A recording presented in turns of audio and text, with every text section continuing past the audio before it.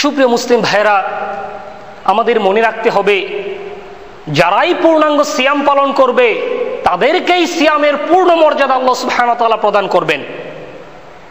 মুসনাদ আহমদের মধ্যে এসেছে, আল্লাহর নবী বলেন, রুব্বা সাইমিন হাজ্জুহু মিন সিয়ামিহিল জুআই ওয়াল আতাশ ওয়া রুব্বা কাইমিন হাজ্জুহু মিন কিয়ামিহিস সাহর। অনেক সিয়াম পালনকারী আছে যে ব্যক্তির সিয়ামটা শুধুমাত্র ক্ষুধার্ত এবং তৃষ্ণার্ত থাকা ছাড়া অন্য কোনো কাজেই আসবে না। ওয়া রুব্বা কাইমিন হাজ্জুহু মিন কিয়ামিস সাহর।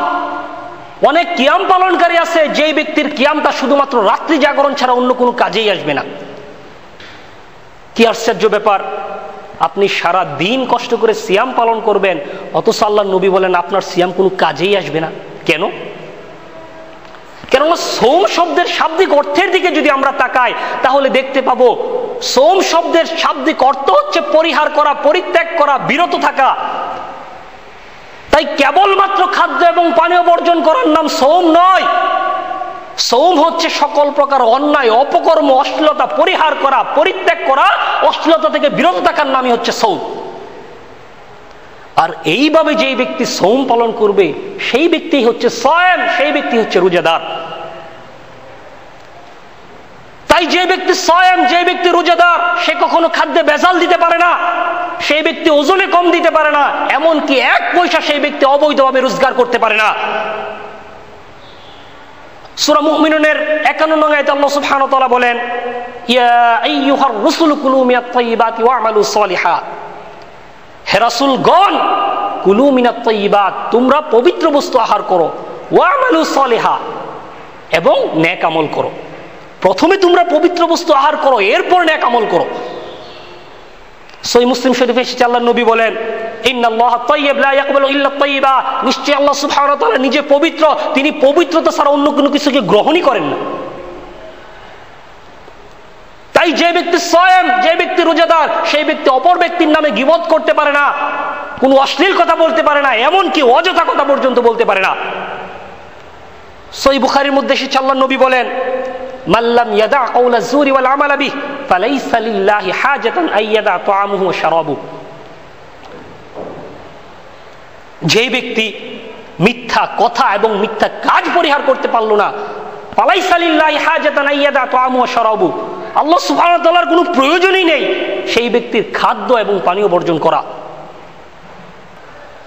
ইবনে খুজাইমা থেকে বর্ণিত, আল্লাহর নবী বলেন, লাইসা সিয়ামু মিনাল আকলি ওয়াশ শুরব ইন্নামাস সিয়ামু মিনাল লাগহি ওয়ার রাফাস।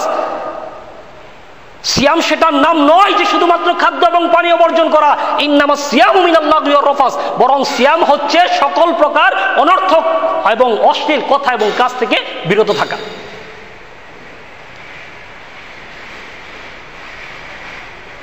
তাই যে ব্যক্তি সায়েম, যে ব্যক্তি রোজাদার, সেই ব্যক্তি চোখ দিয়ে অশ্লীল কিছু দেখতে পারে না, কান দিয়ে খারাপ কিছু সে শুনতে পারে না, এমনকি অন্তর দিয়ে সে মন্দ কিছু চিন্তা পর্যন্ত করতে পারে না। সূরা নূর আয়াত নং 30 আল্লাহ বলেন, কুল্লিল মুমিনিনা ইয়াগুদ্দু মিন আবসারিহিম। হে রাসূল, আপনি মুমিন পুরুষদেরকে বলুন তারা যেন তাদের দৃষ্টিকে অবনত করে। সূরা বনী ইসরাঈলের 36 নং আয়াতে আল্লাহ সুবহানাহু ওয়া তাআলা বলেন, ইন্নাস সামআ ওয়াল বাসারা ওয়াল ফুআদা কুল্লু উলাইকা কানা আনহু মাসউলা। নিশ্চয় কর্ণশক্তি, দৃষ্টিশক্তি, ওয়াল ফুআদ এবং অন্তর, কুল্লু উলাইকা কানা আনহু মাসউলা, তাদের প্রত্যেকটিকে আল্লাহ সুবহানাহু ওয়া তাআলা কিয়ামতের মাঠে জিজ্ঞাসা করবেন। আয়েশা রাদিয়াল্লাহু তাআলা আনহাকে বলা হলো যে রমজান মাসের রাতে তিনি কিভাবে ইবাদত করতেন, তখন তিনি বললেন, আরে রমজান জিজ্ঞাসা করো কেন, রমজান আর রমজান ছাড়া 12 মাস, সব মাসে সব সময় তিনি 8 রাকাত 11 রাকাত পড়তেন, তিনি 8 রাকাত পড়তেন। লা তাসআলান হুসনিহিন্না ওয়া তুলাহিন্না, তোমরা আমাকে জিজ্ঞাসা করো না তা ছিল কত সুন্দর কত লম্বা, তোমরা আমাকে জিজ্ঞাসা করো না তা ছিল কত সুন্দর কত লম্বা, তোমরা আমাকে জিজ্ঞাসা করো না তা ছিল কত সুন্দর কত লম্বা। আমি আয়েশা 8 রাকাতের কথা বলতে পারছি, তবে কত সুন্দর ছিল, কত লম্বা ছিল আমি যে বিবরণ দিতে পারি না। কি দিয়ে আমি বুঝাবো যে তা কত সুন্দর ছিল, তা কত লম্বা ছিল। সম্মানিত মসজিদের মুসল্লি, আমি আপনাকে অনুরোধ করে জানিয়ে যাচ্ছি, পরবর্তীতে আপনার সাথে সাক্ষাৎ হবে কিনা আমি জানি না, আল্লাহ ভালো জানেন, তবে আমার হিসাবে বুঝে না আসে না।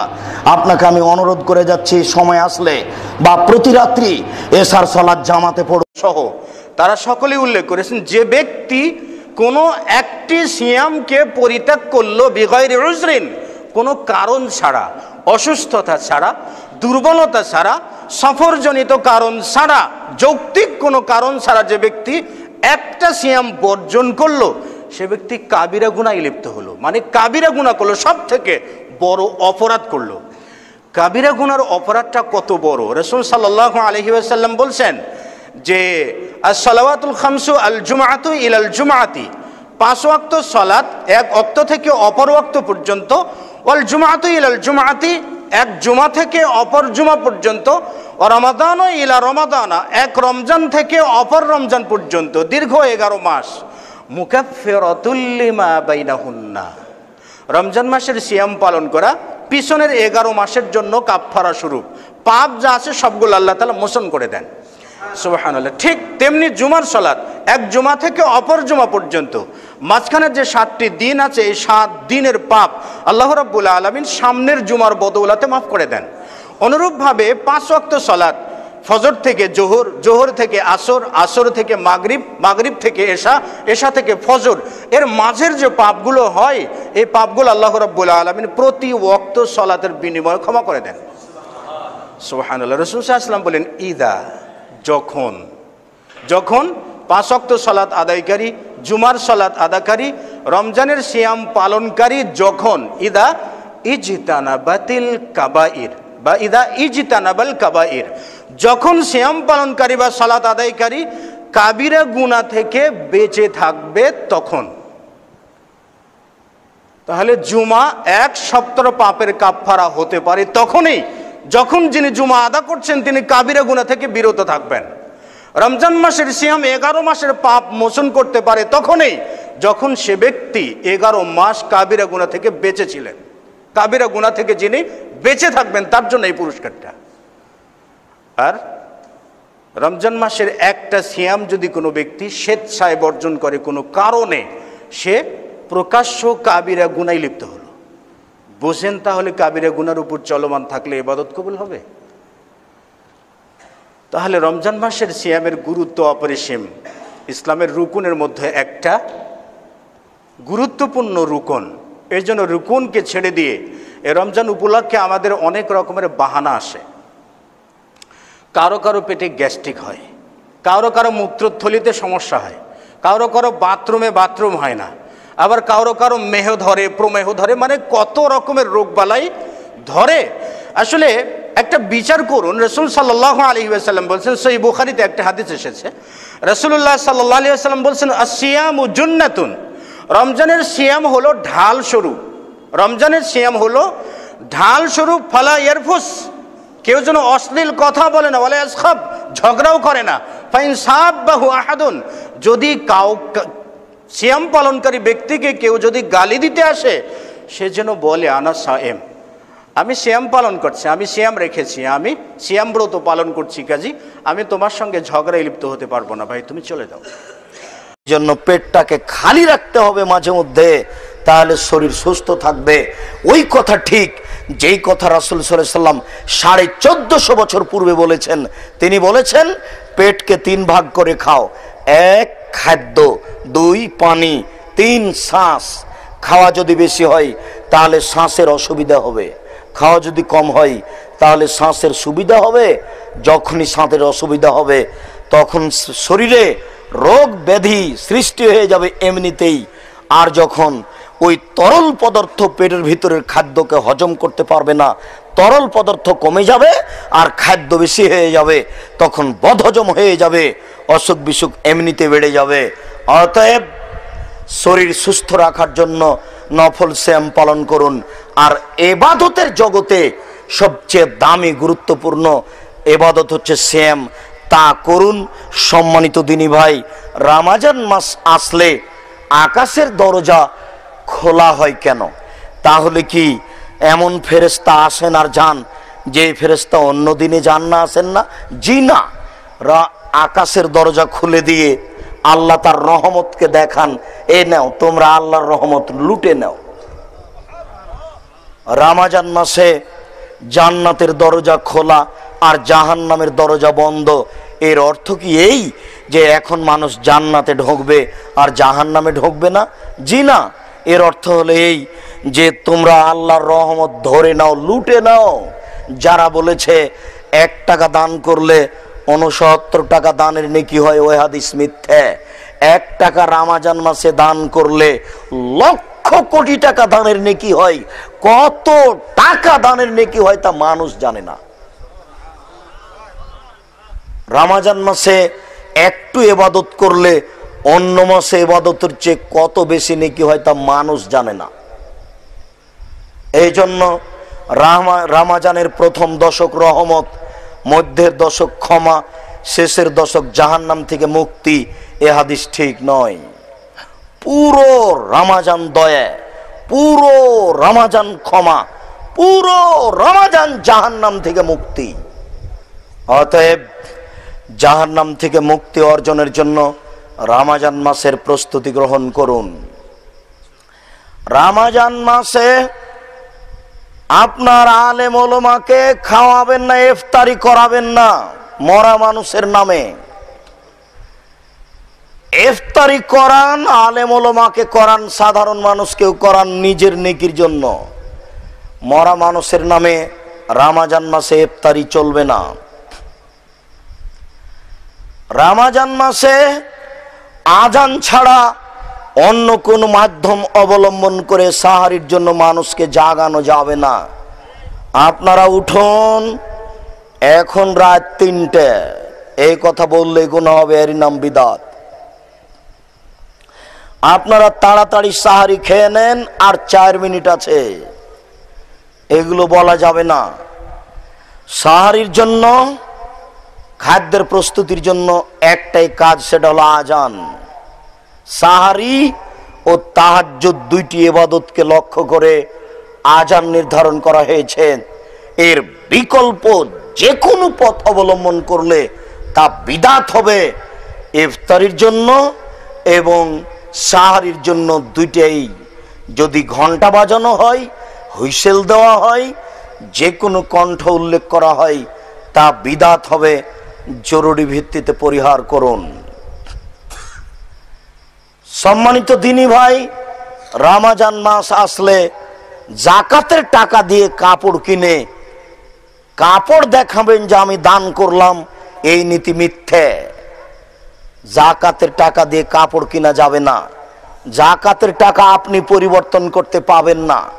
যাকাতের টাকা রমজান মাসে হাতে হাতে আপনি হকদারদের হাতে হস্তান্তর করুন। ফকির মিসকিন কওমি খারিজি মাদ্রাসা ও টাকা নিয়ে কি করবে সেটা তার ব্যাপার। আপনি যদি কাপড় দান করতে চান, নিজের টাকা থেকে আপনি কাপড় দান করুন। রমজান মাসে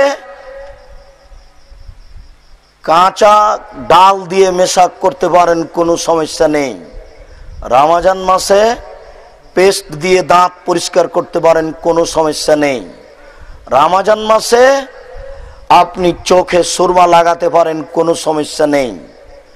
তবে মুখে পানি দিয়ে গড়গড়া করবেন না, এতে পানি ভিতরে যাওয়ার সম্ভাবনা আছে।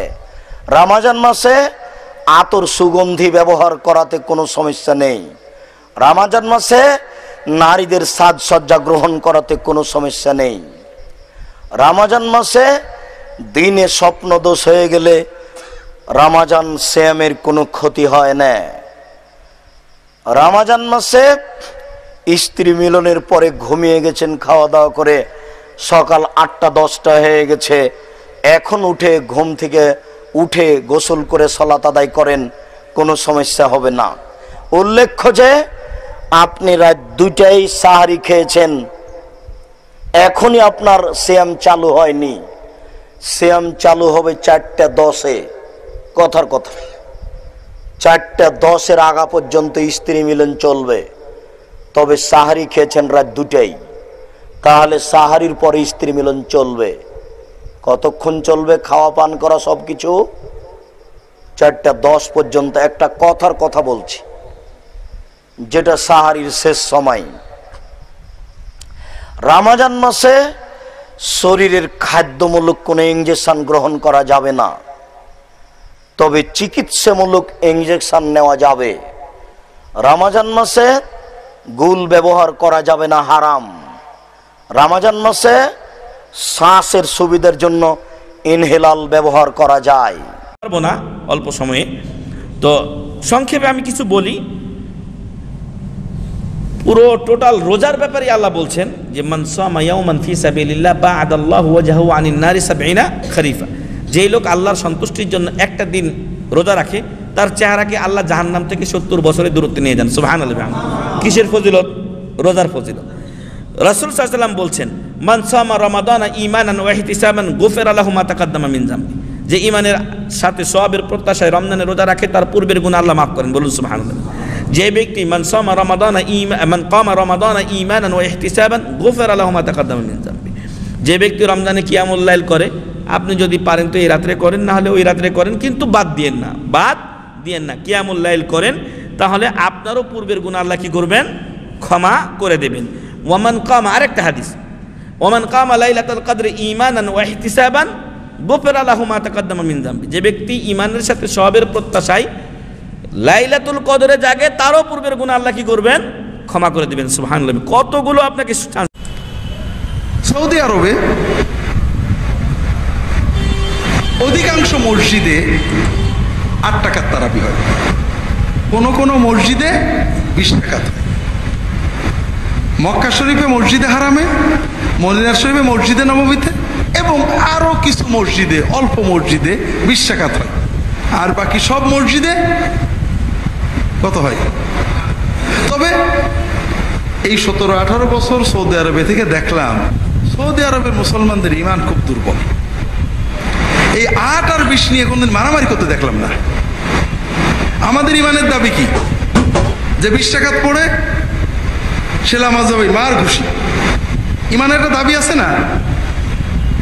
আর যে 8 টাকা পড়ে সে বেদাতি, মার ঘুষি। ঈমানের যে জজবা দাবি সৌদি আরবে একেবারেই নেই। কেউ হাত ঝুলিয়ে নামাজ পড়ছে, কেউ হাত এখানে বেঁধে নামাজ পড়ছে, কেউ হাত এখানে বেঁধে নামাজ পড়ছে, কেউ রফাদাইন করছে, কেউ করছে না, কেউ আমিন বলছে, কেউ বলছে না। কারোর ঈমানে একটু তাগাদা লাগে না, ধরে এটা খুশি মানবে। এমনকি 20 টাকা আর 8 টাকার তারাবি একই শহরে, কেউ 20 টাকা পড়ছে, কেউ 8 টাকা পড়ছে, কেউ কারোর বিরুদ্ধে কিছুই বলে না। হ্যাঁ, আলেমরা মশলা দেয়, কেউ বলে 20 উত্তম, কেউ বলে 8 উত্তম, তাও কেউ গাল দেয় না। তাহলে ও দেশে আলেমদেরও ঈমান দুর্বল, মুসলমানদেরও ঈমান দুর্বল। এই দুর্বল ঈমানের কারণে ওদের দেশে 8-20 চলে, কোনো ঝগড়া হয় না। আর আমরা আলহামদুলিল্লাহ ঈমান মজবুত হওয়ার কারণে যে কোনো অন্যায় দেখলেই যেহেতু প্রতিবাদ করতে হবে, এজন্য আমরা মাশাআল্লাহ এই ব্যাপারে খুবই তৎপর। আসলে ঈমানের দৃষ্টিভঙ্গি আছে।